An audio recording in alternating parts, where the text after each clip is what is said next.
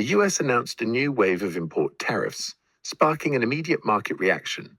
The S&P 500 dropped over 4%, and the Nasdaq sank more than 5% as investors fled to safe havens like bonds and gold.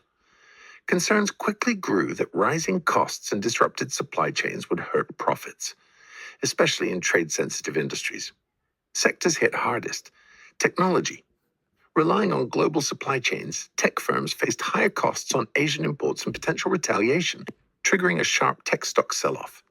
Consumer discretionary. Automakers and retailers saw thinner margins. A 25% tariff on foreign cars could cost US manufacturers $1 billion in profits. Industrials manufacturing.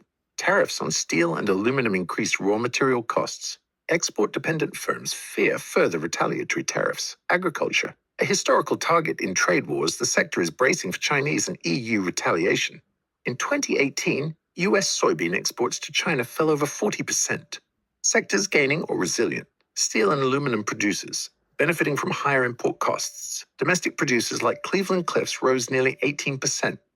Consumer staples and utilities, less reliant on trade and considered defensive.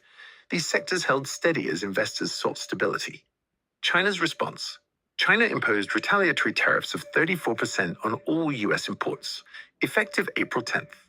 This worsened the sell-off. On April 3rd, the S&P fell another 4.8%, and the Nasdaq dropped 6%, the steepest since early 2020. Historical lessons. The 2018 trade war saw widespread losses across tech, auto, and agriculture. Economists warn the 2025 tariffs are broader, risking higher consumer prices, margin pressure, and slower growth. To summarize, tariffs have reignited Wall Street volatility. While a few sectors may benefit, most face rising pressure. The future depends on whether trade talks resume or tensions escalate. Investors are urged to stay diversified and alert. Please like, comment, and subscribe to Risk to Reward.